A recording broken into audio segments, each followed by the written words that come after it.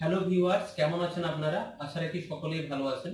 ভিডিওতে যাওয়ার আগে আপনাদের কাছে অনুরোধ, আপনি যদি চ্যানেলে নতুন হয়ে থাকেন তাহলে চ্যানেলটিকে অবশ্যই সাবস্ক্রাইব করবেন এবং পাশের নোটিফিকেশন বেল আইকনে ক্লিক করবেন পরবর্তী ভিডিওর নোটিফিকেশন পাওয়ার জন্য।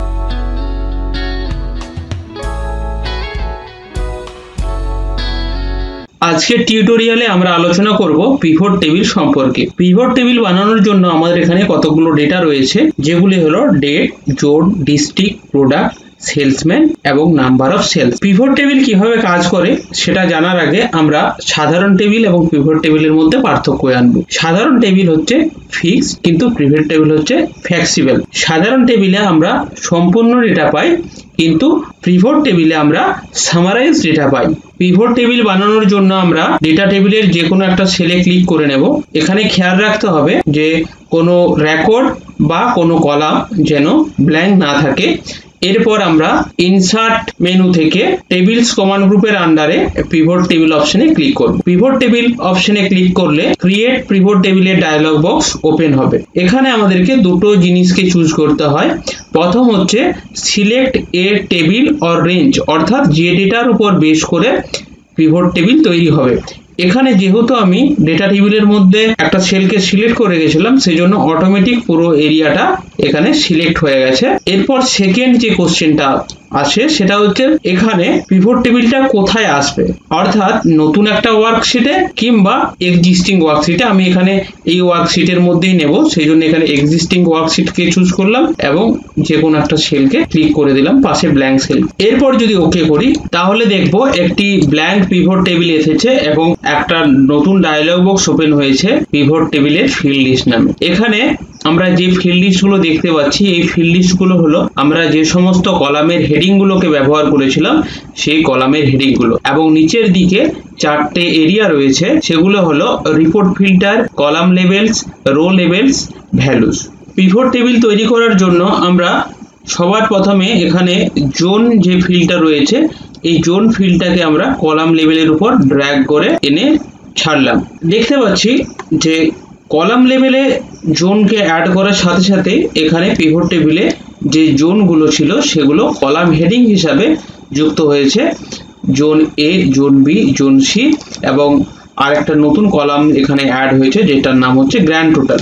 এরপর নাম প্রোডাক্টকে আমি রো লেভেলের উপরে ড্র্যাগ করে ছাড়লাম।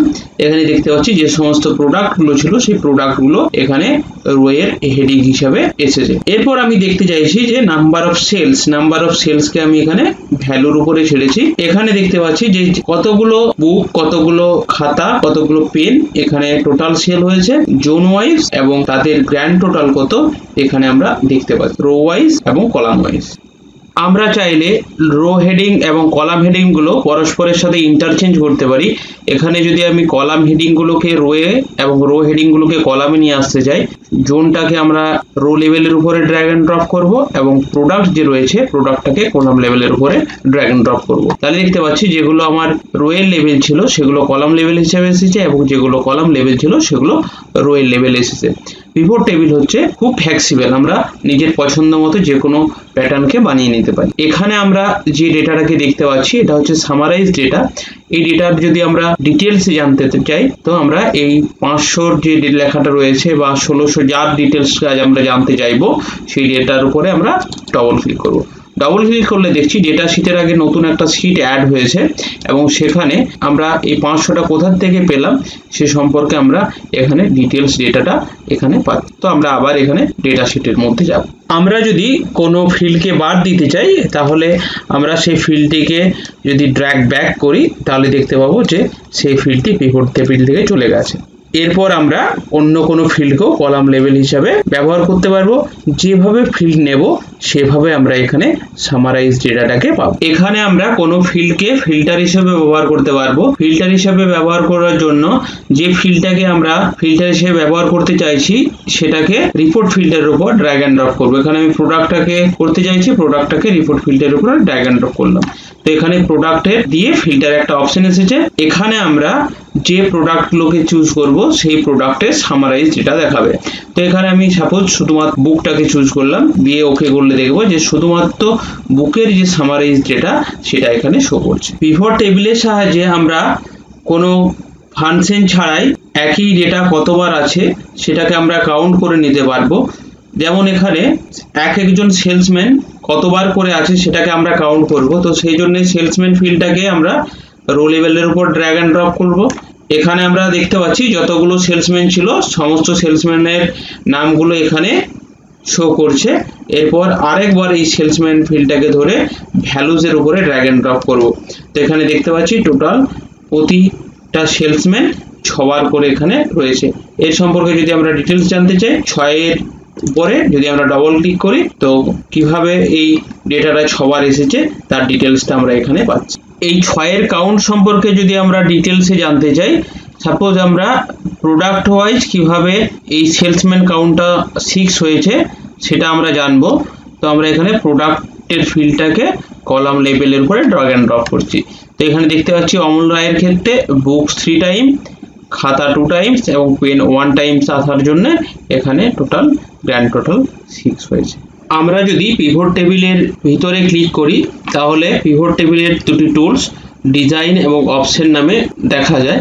তো এখানে আমরা যে দুটো জিনিস এখানে দেখতে পাচ্ছি, একটা হচ্ছে রো লেভেল আর একটা হচ্ছে কলাম লেভেল। তো এখানে আমরা বুঝতে পারছি না যে এই রো এর লেভেলগুলো হচ্ছে সেলসম্যানের নাম এবং কলাম যে লেভেলগুলো আছে সেগুলো এখানে প্রোডাক্টের নাম। তো আমি যদি এগুলো প্রপারলি ডিসপ্লে করাতে চাই তাহলে ডিজাইন মেনু থেকে আমরা রিপোর্ট লেআউটে যাব। বাই ডিফল্ট এটা কম্প্যাক্ট ফর্মে থাকে।